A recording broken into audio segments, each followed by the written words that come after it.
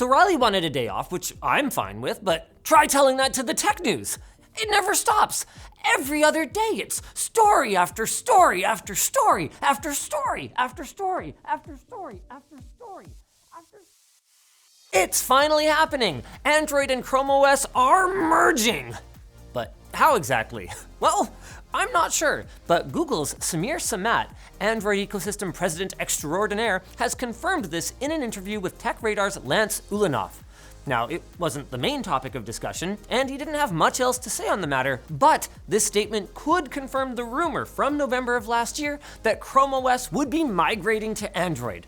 Man, that would be great, to have all of my apps and experiences just translate perfectly between my devices. You know, like on Apple, except without the massive price tag on every piece of hardware and a walled garden ecosystem that forces you to use products from a single manufacturer. Speaking of expensive hardware, looks like those price leaks for the Xbox Ally and Ally X were right. Reedy Juegos noticed that Google Search Store metadata from ASUS's own website has listed the Xbox Ally X at €899 and the regular Xbox Ally non-X at €599. I mean, considering how much an Ally and an Ally X cost right now, those prices do sound about right, but if you thought the Switch 2 was expensive, welcome to PC gaming, baby. Expensive hardware up front, but hey, at least there's cheap games aplenty after the fact. And in all seriousness, that tax can greatly affect electronics MSRPs in Europe, and we might see some lower prices on this side of the pond. Just not that much lower. So for anyone who was hoping that Xbox and Microsoft would be subsidizing a big chunk of the price, maybe don't hold your breath. I mean, this is the same Microsoft that just laid off a ton of developers.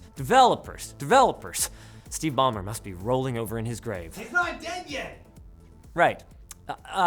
Next topic. It turns out that Google Gemini for Workspace can be easily manipulated, just like me.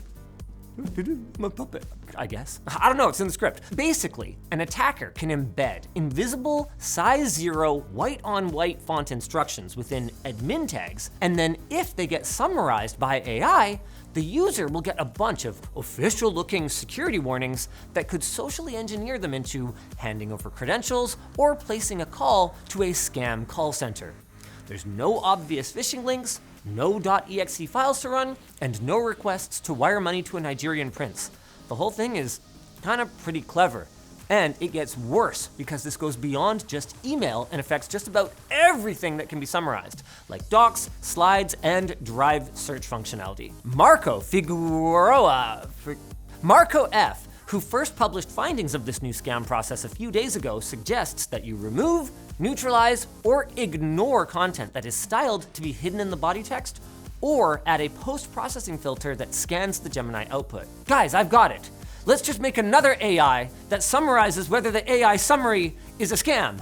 Ah, it's brilliant. And we could make it modular and lightweight, like the M1 sofa from our sponsor, Rove Lab, who brought it back to our time from a future furniture utopia where people don't need to call two friends to help them haul a giant sofa up a flight of stairs. M1 sofa components come in easy-to-carry compact boxes from which they blossom into shape when opened, like the food in Star Wars, which technically takes place in the past, not the future. But don't think about that. Think about how M1 sofas don't require any tools or complicated instructions to set up and are made of premium materials like high-density foam and durable, easy-to-clean fabrics. They also come with a lifetime warranty for total peace of mind. So take your couch game into the future and unbox comfort at rovelab.com/techlinked, where you can get 50% off along with an exclusive $100 discount for our viewers. But what about the rest? Bring out the expeditious smidgens! Quickly now! I can only do this bit for so long. Ever wonder how quickly you can destroy evidence in a pinch? Well, now you don't have to, because Team Group has created a self-destructing SSD. With intelligent dual mode data destruction on the new P250Q-M80, you can choose S/W quick erase, which will wipe the drive but maintain functionality, or H/W quick erase, which will physically destroy the NAND with high voltage. Okay, that sounds pretty cool. I 100% want to try this when it launches. As for Grok, maybe that should get unlaunched?